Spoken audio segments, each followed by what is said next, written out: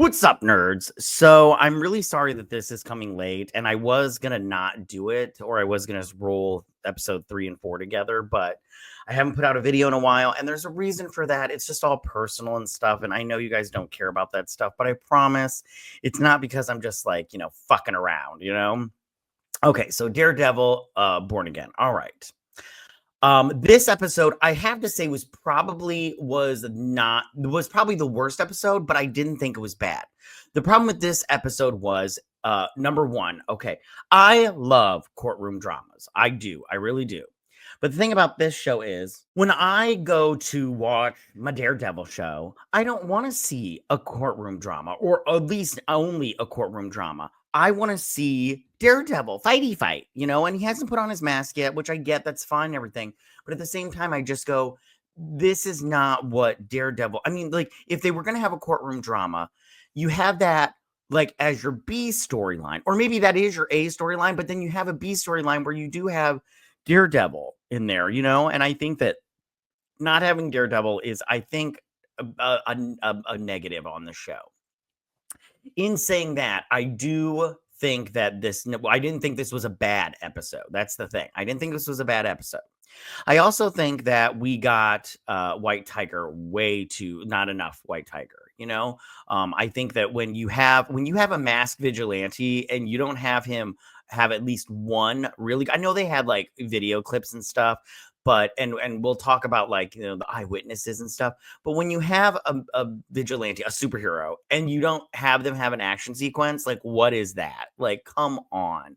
I don't know, maybe they changed it because of the death of the actor, may he rest in peace. I'm not quite sure. He did a good job playing the role, but I'm like, man, you guys, I'm like, what a waste, and I'll talk about that a little bit more at the end. But let me break down this episode. I won't take too much of your time, and then we'll get on with our lives and everything. All right, here we go. So with Fisk and Vanessa, they are like avoiding their previous criminal activities while Fisk is the mayor. Okay. And the leaders of New York City's gangs, they begin to fight amongst themselves, and there's a shooting, all this stuff. But Fisk believes they should let the gangs kill each other and that the chaos will help build a lasting peace in the city. But Vanessa, right, she is frustrated as shit that her work with the gangs is being undone, and she sends Fisk's right-hand man, Buck Cashman, that British dude, she sends him to ease the tension between the gangs. So we got this first scene where this truck is the two drivers are shot and everything, and then the truck is taken by the jumpsuit gang. I don't know. And then later on, the British dude, he's all like, we'll give you 1.4 million to cover your expenses or crap like that. I can't remember. And he's like, that sounds good and everything.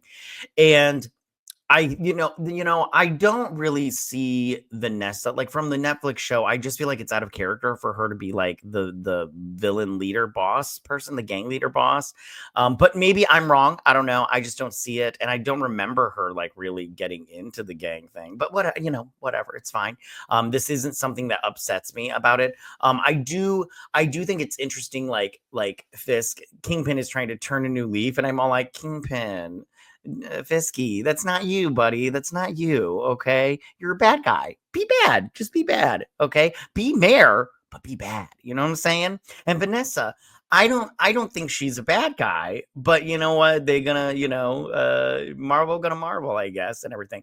But I did think this was like fun. The little British guy is fun. I have like a straight hair there. Anyways, so Cherry, right? He brings Torres, the witness, to testify in Aaliyah's trial. But then Torres is intimidated by all the police and everything, and he claims he was never assaulted. So they get the Nikki Torres guy, right? And he's in this like safe house or whatnot. And they're giving him drugs, which I was like, I don't know if giving this dude ketamine is really the right choice here, my dudes, but whatever. And so they're all like, they get him, and they tried to make it like this. It was this big thing. Like, they put him in a van, but then the van got stopped by the cops, and then he really wasn't in a van. He was in a taxi. And I was like, oh, wow, what a sleight of hand and everything. Look at you, Houdini. And then he gets on the stand and he basically like folds. He's like, I wasn't there. And I'm all like, oh, your whole case is shit and everything. Which is like, a bummer, but what are you going to do, right? So with no other options, right? Murdoch, he reveals that Elia's identity as White Tiger in court. And with new witness accounts, the police records that they have detailing Elia's heroic deeds as White Tiger, Murdoch and McDuffie successfully convinced the jury to find Elia not guilty. So this is the part that annoys me about this. And like I said before, White Tiger should have had some action sequences, even if they were flashbacks. With this one, you know the famous saying, show, don't tell. And all they did in this part was tell. And I thought that maybe showing a little bit of action with White Tiger would have been better, but they didn't. And I thought that that was a bad choice. I think that whenever you have a chance to show superheroes doing flippy flips and kicky kicks, I totally am all down with it. But they didn't do that. And I thought that was a bad idea. Also, I don't know. Like, listen, if I was on the jury, I would have been like, listen, I'm glad that he's White Tiger, but you have not proven without reasonable doubt that he did not kill that cop. I'm sorry. You didn't prove anything. Like, you just proved that he's White Tiger and he's a vigilante. I would have been like, I'm sorry. I have doubt that he didn't kill that cop. You haven't proven anything. So I don't know. So I was like, this is weak, but whatever, it's fine. It's a show. It's fine. So in an interview with BB, right, Fisk denounces the trial's results and vows to uphold his anti-vigilante stance.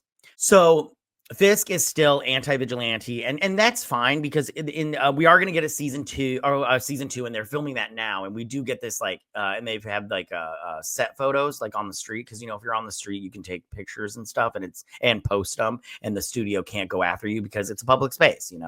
You filmed in a public space, they get to photograph you in a public space. You need my permission. No, you don't. No, you don't. But anyways, so he's got his vigilante task force, and they are strapped to the nines. You know what I'm saying? Which I did like this. I have to be honest with you. This whole BB influencer journalist thing is not my jam, because I'm like, sweetie, all right, whatever. It just seems like, so I don't know, but I don't care enough to complain about it. It's just when she's on, I'm just like, huh. All right, whatever. I'm going to go with it. So in the end, Elia goes out on patrol as White Tiger, but he is murdered point blank by a man wearing Frank Castle's symbol. So, and this is the end shot. So White Tiger, he goes out, he puts on his costume and everything. He's on patrol, and he hears a woman screaming. He's going to see what's doing, and somebody pulls out and shoots him right in the temple, and he's down for the count. And he walks away, and he's wearing the Punisher skull. And we did see the Punisher skull throughout the show. And through this episode, we saw the one on the neck, the one on the wrist or whatever, the skull. And I mean, I go, cool. It's a good storyline, the bad cops. But like I said before, when you have a vigilante, a superhero like this, and then you just get rid of him right away, I just go, I felt like it wasn't that a big deal, having this character in there. And we did get to see his niece, which in the comic books does become the new White Tiger. And if I'm sorry, you guys may disagree with me, but I'm sick and tired of replacing male superheroes with female superheroes just because you want the female superhero. If that was the case, then just start off with the White Tiger as a female. I do not need this nonsense going on. And I felt like this was a waste of a character. I know the actor died, and I do feel bad about that. I didn't know this actor because I haven't seen him in anything besides this, but just recast. I'm a huge believer that no actor owns a character, so I'm sorry, but just recast. And this episode, like I said before, it was probably the worst out of all of them so far, but at the same time, it wasn't bad. I'm not trying to crap all over this episode, because like I said before, I do like courtroom dramas. It's just, that's not what I tuned in for with this show. I tuned in for Daredevil, hallway fights, masks, all that good stuff, And a small piece of me feels like maybe this was what was left over from the when they filmed before, all this courtroom stuff, and they just were trying to repurpose it.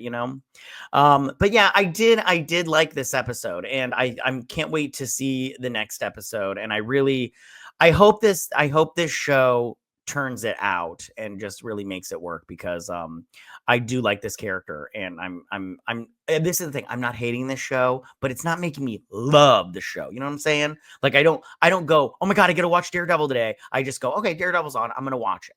And then when I'm done watching it, and I'm watching it, I'm not looking at my phone. So that's always a good, for me personally, that's what hits the mark. If I'm not looking at my phone during your show, you've got me. But if I'm even tempted to look at my phone, I'm like, guys, like, you guys did something wrong because you're not keeping my attention. I know you're gonna be like, you have TikTok brain. I do not have TikTok brain. I just go, I need more than this. But that's my review, you guys. Sorry I took more time than I should have with this because I'm so late. And I understand if you're not watching it up to this point. But those are my thoughts on this episode. White Tiger, we got him too little, but everything taken too soon. But tell me what you guys thought about this episode. Did you like it? Did you not like it? What was your favorite part? Were you bummed that White Tiger was taken off the map so early, taken off the board? And tell me what you guys thought about that. Go ahead and leave all your comments in that section down below. If you like this video, go and hit that like button. I won't mind. If you're new to my channel, please hit that subscribe button. I'd greatly appreciate it. And we'll see you guys on my next Daredevil breakdown and review. You guys have a good day. Bye.